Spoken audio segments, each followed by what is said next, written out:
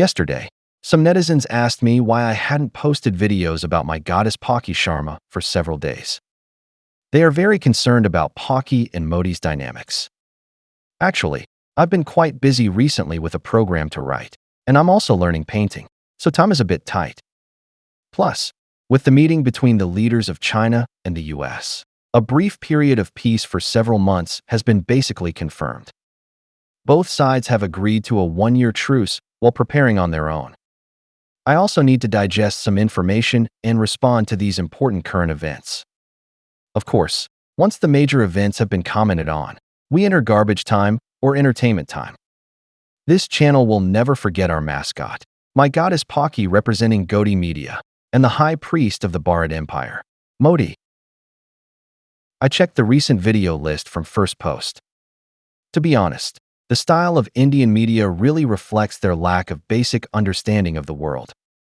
Even professional news outlets lack the most basic political and economic common sense, so the videos they produce are often of low quality, filled with all sorts of biases and fake news. To put it bluntly, the reason Pocky's shows are wildly mocked by everyone is partly because she likes to lie and then gets repeatedly slapped in the face by facts.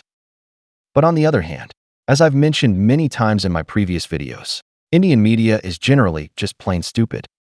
Yes, stupid in the literal sense, not as a metaphor.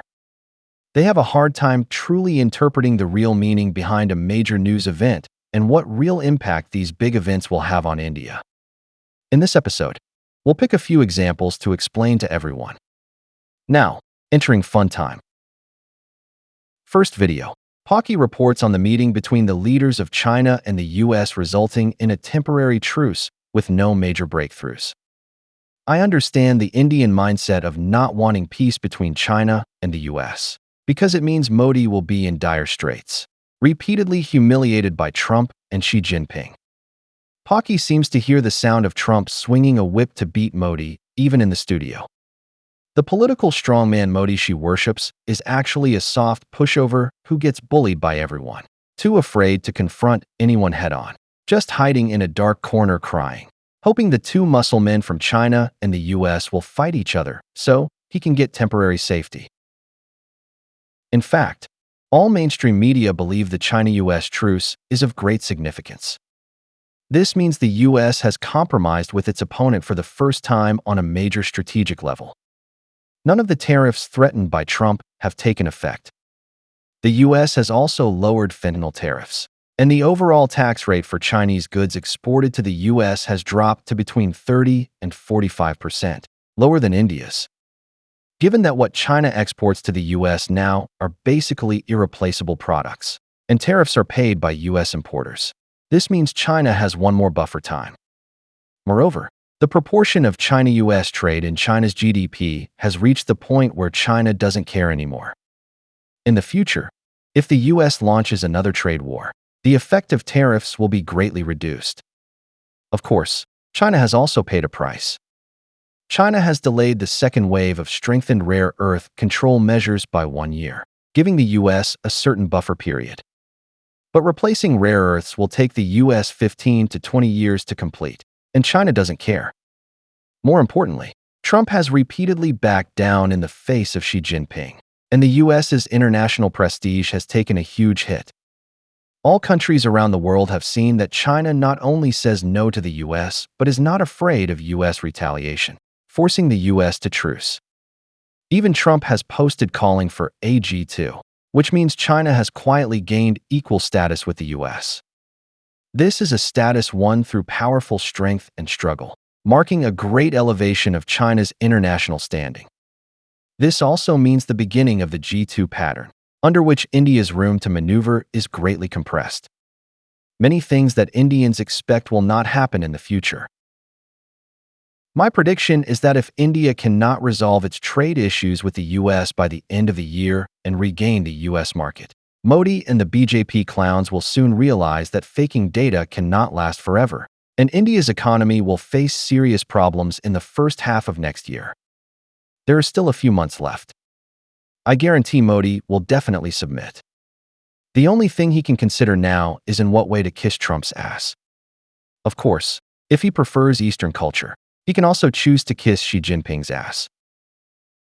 Second video, introducing what rare earths are, with the title cover featuring photos of Modi, Xi Jinping, and Trump.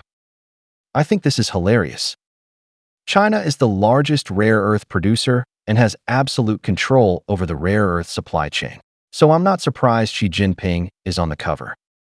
The US is one of the largest rare earth users and the world's #1 superpower.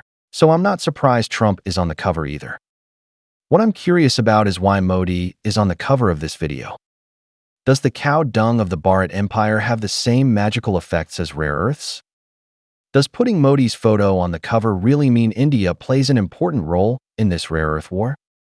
U.S. Treasury Secretary Scott Bessent said just recently that India is unimportant and not a major player.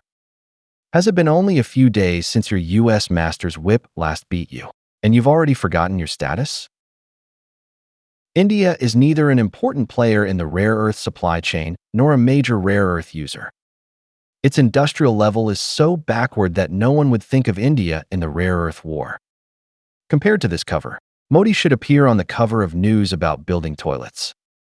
Yes, Indians don't need to understand what rare earths are or why they are important right now, because knowing won't help. India lacks the technology for rare earth mining, processing, and refining, and also lacks the capacity to purchase rare earths on a large scale. Indian factories only need to buy rare earth finished products, like permanent magnets, to assemble products. There is absolutely no need to pay so much attention to the rare earth war. If photoshopping a person's photo onto the cover of a major event means they are important, then I can totally Photoshop my photo with Musk, Bill Gates, and others together, and that would make me rich. But in fact, this kind of fantasizing cannot make me richer or more important. If my friends see these composite images, they will laugh at my arrogant self-importance. Third video. Pocky reports that the US and Indian defense ministers have reached a new cooperation agreement. To be honest, I don't know if Modi's brain has gone bad.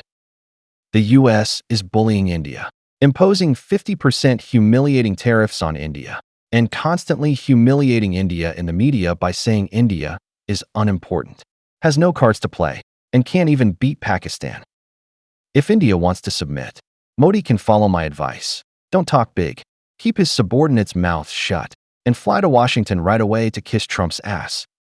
Learn from the Vietnamese government by approving a large piece of land for the Trump family to build hotels and golf clubs, and mobilize Indian tycoons to frantically buy up all kinds of cryptocurrencies issued by the Trump family. I've explicitly mentioned these suggestions in my past videos, but unfortunately Modi failed to keep clowns like Goyal and Jaishankar from making tough statements against the US, angering Trump and causing India to be repeatedly humiliated by the US under the global spotlight. Now India has become a joke. Global media are all waiting to see when Modi will admit his mistake and kneel before Trump to beg for mercy. At this time, what Modi should do most is avoid signing any agreements with the US and cool down the US-India topic. At the very least, hold out until December and release goodwill before Christmas. In Western culture, Christmas even has a tradition of truce. Even if Trump is arrogant, he won't publicly slap Modi in the face. He will definitely give Modi the first bone left over from the meal on the table. Now that India and the US have signed a defense cooperation agreement, it basically announces that Modi will kneel. Trump has received a clear signal, and his psychological expectations will rise. If Modi's offer before Christmas is too low, Trump is very likely to get angry again and, disregarding the Christmas tradition of forgiveness, launch even fiercer humiliation against Modi and India. This is the most basic negotiation technique. When your strength is insufficient to confront the other side, submit and beg for mercy right away to minimize the damage. But Modi has already missed this opportunity. So his best strategy now is to be tough with the US all the way, making the US unable to see any possibility of India surrendering, lowering psychological expectations, and then suddenly kneeling before Christmas to satisfy Trump's vanity, thereby gaining a greater degree of forgiveness. I don't know where Modi went to elementary school. Obviously, his basic education is severely lacking. As India's prime minister, he doesn't even have the mental resilience of an elementary school student. I wonder if it's too late now to send him back to elementary school. I suggest Indians elect a new prime minister. This account has lost all value for salvage. The only option is to delete the account and start over with a new character. Of course, there are many more absurd videos in Pocky's video list. We'll stop here for today. I want to say to Indian netizens that India's most terrifying problem is not dirtiness or poverty, but the ignorance permeating every corner of society. To change the situation of being mocked by the whole world, the best approach is to start now, actively improve yourselves, and break free from ignorance. This is not sarcasm. It is a very sincere suggestion.